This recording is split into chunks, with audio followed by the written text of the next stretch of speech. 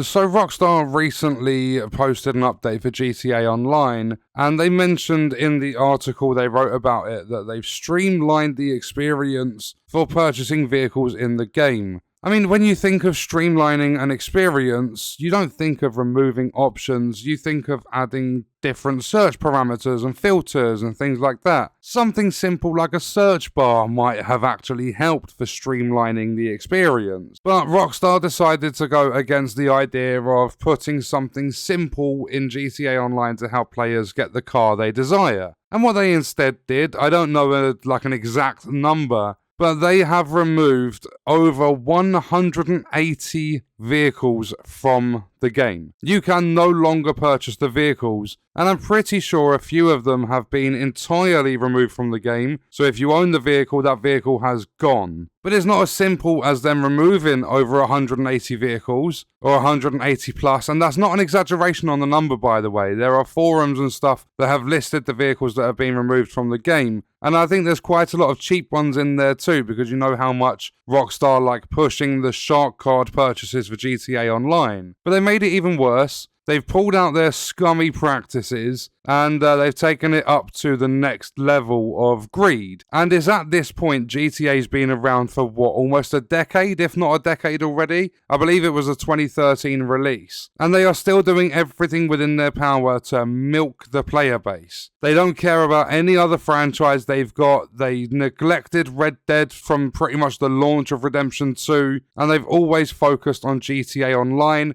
I believe, in fact, recently, they almost doubled the cost of some of the vehicles in the game. I believe there was a vehicle that was like 4 point something million, and they bumped it up to 8. It might be the Oppressor or the Deluxe, so it was one of those vehicles. So they're just constantly messing around with the economy, trying to find a balance to where they're creating as much money as they possibly can, bringing in as much revenue as they can, and making it harder and harder for players to enjoy the game. But the removal of these vehicles doesn't just remove the vehicles from the game, because some of them are not entirely removed at all, even for purchase. What Rockstar have done instead is removed a bunch of cars, and there are some, like, there's at least one. I know there's a definite at least one. But some of the vehicles they've removed, if you go and purchase their new subscription, or their new-ish subscription service, you go and sign yourself up for GTA Plus, it will give you at least one of the vehicles. I believe it's like the RE7B or something like that. I can't remember the vehicle's name exactly. But you go to GTA Plus, and that subscription service will give you the ability to have the car in the game again.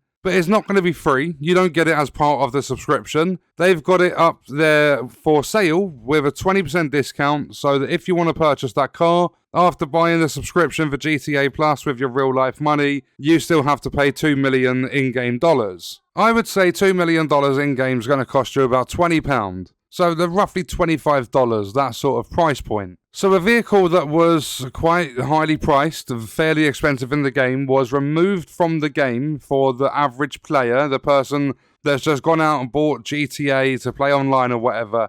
The vehicle was removed. It was then repackaged and put into their GTA Plus subscription that cost you a monthly fee, and you still have to buy the vehicle within that subscription service. So it's literally just fucking money, money, money. That's all they've done. And that's why my thumbnail says the CEO, and the CEO sat on a boat with a bag load of cash. Because that's exactly what this is. The management want a new yacht or something like that, so they've gone down the greedy route of, like, basically scamming their players, removed a bunch of vehicles from the game to quote-unquote, streamline the experience, and then they've gone, you know what, we don't actually want to take this many vehicles out of the game, we're going to lock some behind an extra paywall. Absolutely disgusting behaviour from any company out there. I'd say it's almost typical of Rockstar to do something like that. The amount they pushed the shark cards, the amount they even tried pushing gold bars on Red Dead when it was active and they was actually doing stuff with the game. I understand they're a company, they need to make their money, but at the same time you don't do this sort of stuff to your players. Over 180 vehicles have been removed from the game,